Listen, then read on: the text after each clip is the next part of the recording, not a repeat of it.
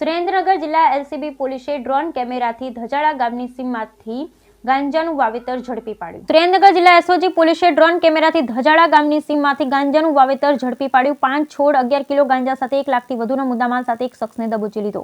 Surendranagar એલસીબીએ drone કેમેરાનો ઉપયોગ કરી ગાંજાનું વાવેતર ઝડપી પાડ્યું. આ વાવેતર કપાસની આડમાં કરાતું હતું તેવી માહિતી પોલીસને મળી. પોલીસે ડ્રોન કેમેરાની મદદ લીધી અને ગાંજાનો છોડ ઝડપી પાડ્યો. ધજાળા ગામની સીમમાંથી આ વાવેતર ઝડપી પાડવામાં આવ્યું.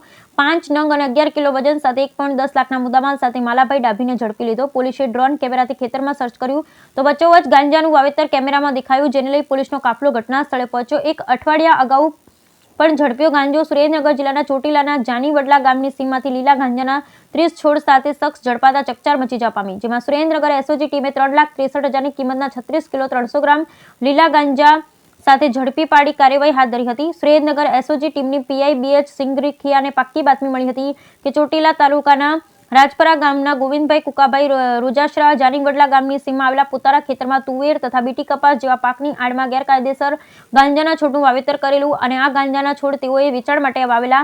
પોલીસ ગાંજાને લઈ સતર્ક. સુરેન્દ્રનગર જિલ્લામાં ગાંજાનું વધારે વાવેતર થાય, જેને લઈ પોલીસ સતર્ક બની છે. સાથે સાથે પોલીસ દ્વારા અલગ અલગ ખેતરોમાં ચેકિંગ પણ કરવામાં આવે. જે વ્યક્તિઓ ગાંજાનું વાવેતર કરે તેની સામે ગુનો પણ નોંધવામાં આવે છે. મહત્વનું છે કે અન્ય પાકની સાથે આ ગાંજાનું વાવેતર કરવાની નવી મોડસ ઓપરેન્ડી સામે આવી છે, જેને લઈ પોલીસ પણ ચોંકી ઉઠી છે. બ્યુરો રિપોર્ટ મહેશભાઈ ઉતરિયા, સુરેન્દ્રનગર.